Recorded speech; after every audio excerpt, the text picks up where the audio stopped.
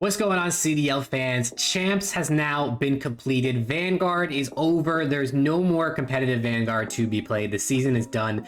2022 is officially over. It is definitely an up and down year for a lot of people. The league, the teams, the players, the fans, everybody involved. This year was, I think, entertaining from a spectator perspective. And I know the players didn't enjoy the game nearly as much as I wish they would have. But I think from a spectator perspective, Vanguard was not terrible to watch. There's definitely some things that weren't as entertaining, like Control, but I do think Vanguard did have plenty of entertaining moments. And I want to talk about COD. See if you missed it. LA Thieves are your Call of Duty World Champions for 2022, defeating the Atlanta FaZe in the grand finals 5-2. A few weeks ago, a few months ago, it might have been crazy to say that the LA Thieves were going to be the Call of Duty champions. At the beginning of the year, it might have been believable because they were one of the better teams. They were a top 3, top 4 team in stage 1 and definitely fell off throughout the year, but turned it up, won Major 4, went back-to-back majors winning champs, and claimed the first ring for every player on the Thieves. Of course, this was Kenny's first ring after having 2 back-to-back second places at COD champs in World War II and then Black Ops 4. Kenny was definitely deserving of a ring and was pretty much arguably the best player of all time to not have a ring until now. Definitely great to see him officially get his first ring. It was something that was a long time coming, and I think is just amazing to see him finally get this accomplishment. Of course, was also the MVP of the postseason, so this was just basically the MVP of COD Champs. If you look at the finals, Envoy was definitely the MVP of the grand finals, but Kenny was consistent throughout the entirety of Champs, had a little bit of a down series in the grand finals, but was carrying his team in a lot of ways, putting off 2 and 3 pieces almost every single series in the respawns, and was definitely deserving of the postseason MVP. Touching briefly on Envoy, continuing that list of players who were dropped by Optic, then went on to win champs the next year. Crim6 was dropped by Optic, went on to win champs. RCDs was dropped by Optic, went on to win champs. And now Envoy, dropped by Optic, went on to win champs. Definitely awesome to see him get this. He was a player who I think goes under the radar a lot of the time. When he was on the Optic team, he of course wasn't the star because you have players like Scump and Formal and Dashy on that team. Then he comes out to this LA Thieves team and still isn't necessarily a star, but was also an awesome signing for this team. And a lot of people had high hopes for him going into this year. He had a lot of up and down, but in champs, especially in the grand finals, he really turned it up a notch and played really, really good Call of Duty. So it's great to see him here holding this trophy. Touching on Octane, yes, he was another one of the players who was looked at as one of the best of all time to not have a ring. He finally gets that tournament done, and he looked really, really good here at the end of the year. And I think he was, other than the role change for Kenny going from AR to SMG, I think Octane's performances was really a catalyst for this team winning COD champs. He went from being inconsistent, possibly looking like, not even a top 10 AR in the league at times, to looking like a top 3 AR here in the postseason and in Major 4. And definitely was one of the reasons that LA Thieves was able to get this ring. Of course, we have to talk about the trash talker himself, Drazah, the Alaskan assassin. I mean, you can see it here in this tweet. He already said, "I'm the best in the world." I mean, this dude talked so much trash going into this event and even at Major 4, but he backed it up. And I think that's one of the things that, people don't always do. Obviously, you can't always back up what you say, so that's why a lot of people say just don't trash talk at all. But Drazah really, he was talking that talk, but he was able to back it up at champs, put on a great performance the entire weekend. And arguably, I think if you watched my CDL awards video, if not, you should go watch that. But spoiler alert, I had Slasher as my underrated player of the year. After champs, I want to take that back and give that to Drazah for the entirety of the season. I think Drazah was underrated, so underrated this year. I mean, he was constantly putting up solid numbers, always giving his team what he needs done to get done. And at champs was definitely underrated because he had the likes of Kenny and Envoy really stealing the spotlight.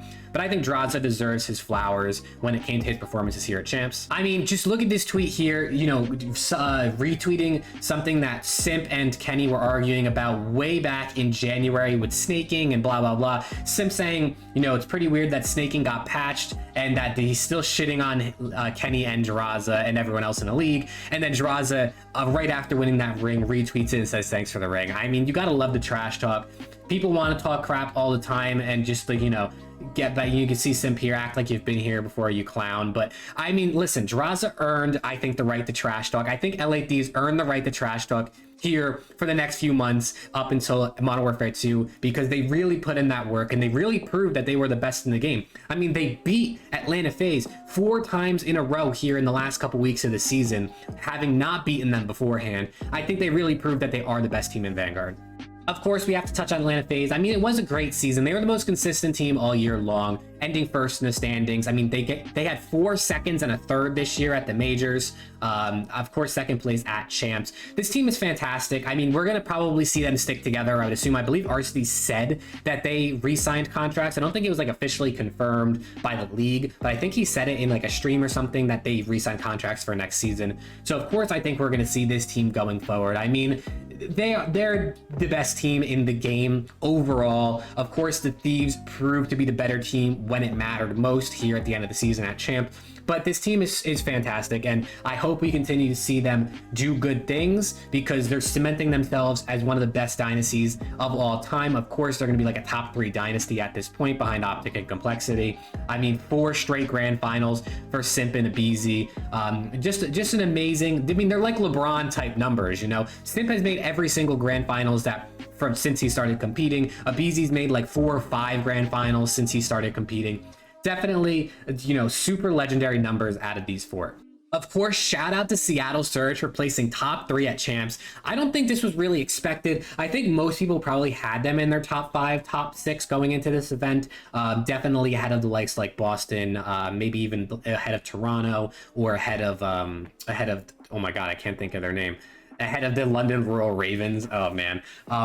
But I think, you know, it's super, super amazing to see what they were able to accomplish here at the end of the season. They did win a major. You know, you had Pred win Rookie of the Year. You had Pred and Sib both on all-star teams. And I think this team really proved a lot. I don't think this roster will be the same going into next year. I have a feeling they'll probably move on from accuracy, bring in maybe a vet who can be more consistent slaying power, and still give them some leadership. They might even move on from Mac, who has had some inconsistencies throughout the year. But I think this, you know, foundation of Pred and Sib, you know, going into their second season next year is a great foundation for a team going forward. And I think it's awesome to see, with the struggle Surge had the last 2 years, they were able to be successful this year, and I think everyone in the league should be happy to see that. Last thing I want to touch on talking about COD champs in this video, of course, Optic Texas, a disappointing year for the most part, coming out super hot at Major 1 and winning that and being the dominant best team in the league in that first stage, in that first major.